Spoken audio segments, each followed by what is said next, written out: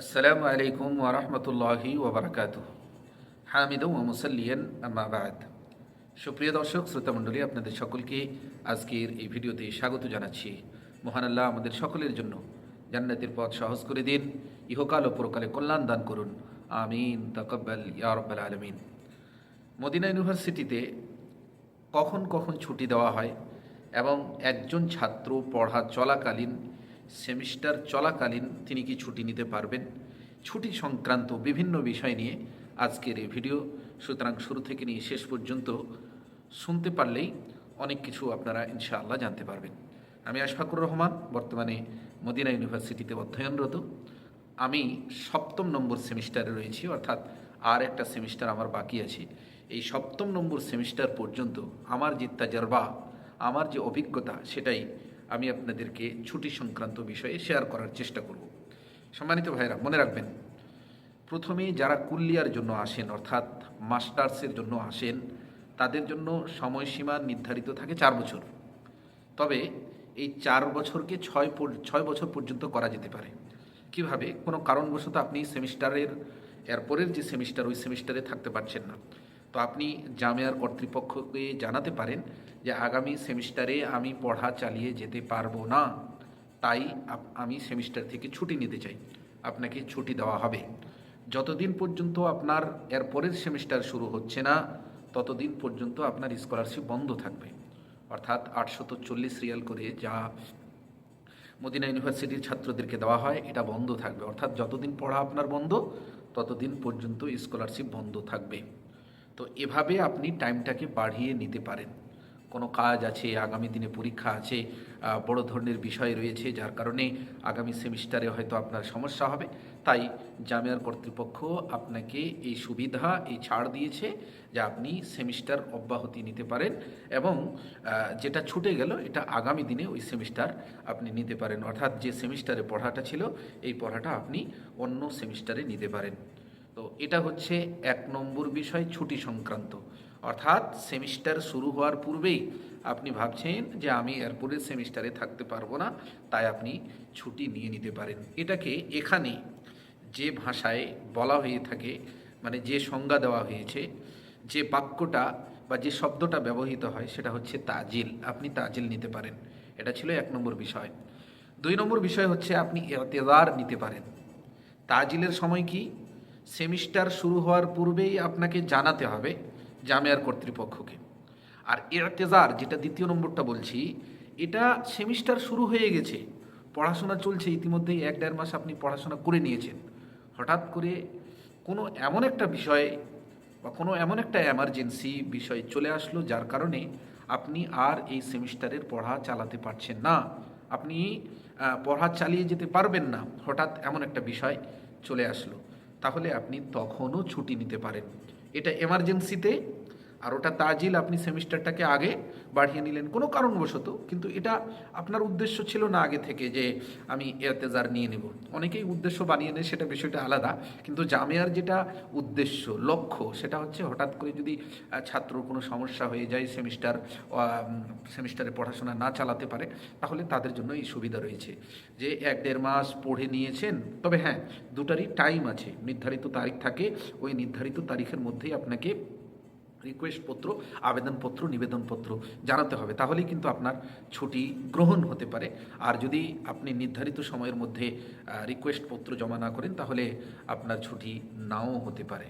তো ইর্তেজারটা এমার্জেন্সি সময়, হঠাৎ কোনো বিষয় চলে আসলো, আপনি ছুটি নিতে পারেন। ছুটি নিয়ে ওই সেমিস্টার অব্যাহতি, অর্থাৎ ওই সেমিস্টারকে বন্ধ করতে পারেন। তবে 1-1.5 মাস যে আপনি পড়লেন, এটার স্কলারশিপ আপনি পাবেন। আর যখনই বন্ধ করে নিলেন, তখন থেকে আপনার স্কলারশিপ বন্ধ হয়ে যাবে। তো এটা ছিল 2 নম্বর বিষয়, আপনি এভাবেও ছুটি নিয়ে বাড়ি যেতে পারেন। 3 নম্বর বিষয়, যে নির্ধারিত যে তারিখগুলো ছিল, ওই তারিখের মধ্যে আপনি রিকোয়েস্টপত্র জানাতে পারেননি, তাজিল নিতে পারেননি, এতেজার নিতে পারেননি, কিন্তু তারপরেও এমন একটা বিষয় চলে এসেছে যে আপনাকে ছুটি লাগবে, আপনি আর পড়াশোনা চালিয়ে যেতে পারবেন না, তখনও কিন্তু আপনি ছুটি নিতে পারেন। 10-15 দিনের জন্য ছুটি নিতে পারেন। নিজেই টিকিট কেটে আপনাকে নিজেই যেতে হবে, কারণ জামিয়ার পক্ষ থেকে একবারই টিকিট দেওয়া হয়, 2 বার দেওয়া হয় না। তো যখন আপনি ছুটি নেবেন, তখন নিজে থেকেই টিকিট কাটতে হবে এবং নিজে থেকেই টিকিট আসার জন্য নিতে হবে, এটা মনে রাখবেন। তো আপনি তখনও ছুটি নিতে পারেন, কিন্তু তখন সমস্যা হতে পারে।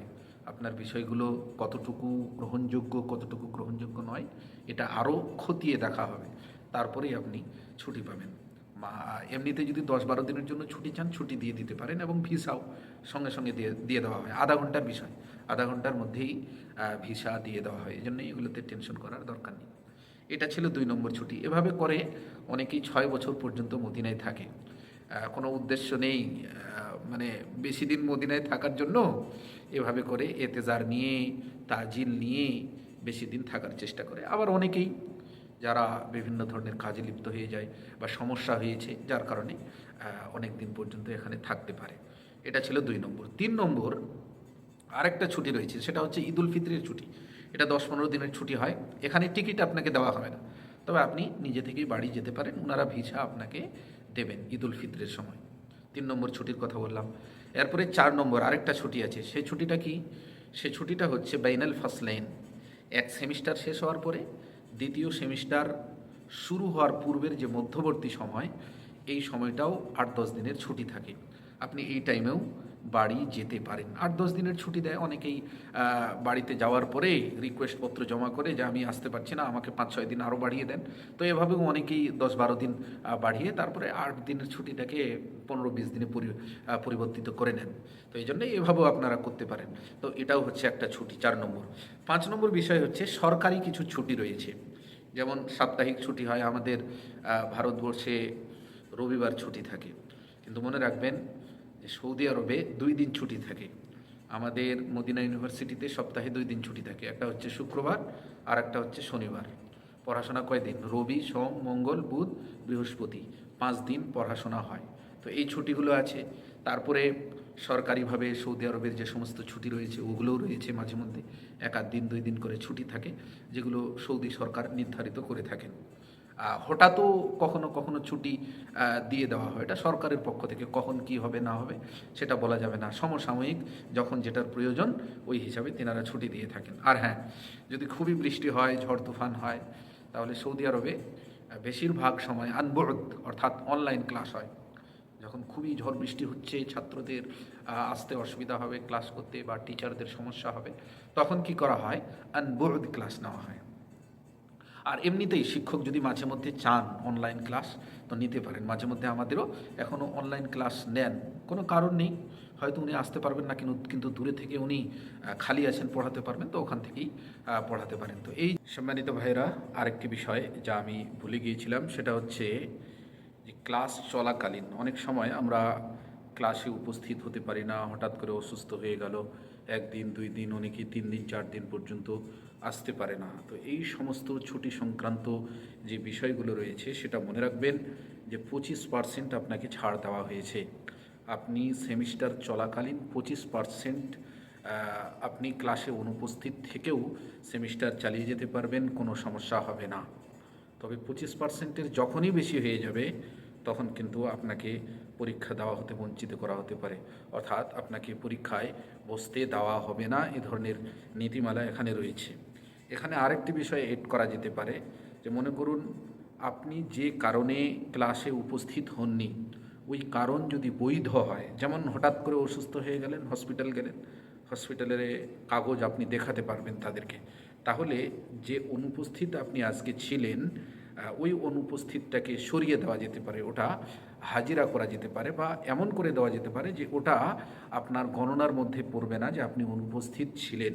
যদি বৈধ কারণ হয়, আপনার কাছে বৈধ কাগজপত্র থাকে, তাহলে আপনি দেখিয়ে অনুপস্থিতটাকে সরাতে পারেন, বা অনুপস্থিতটা এমন করতে পারেন যেটা ধরা হবে না। এই ছিল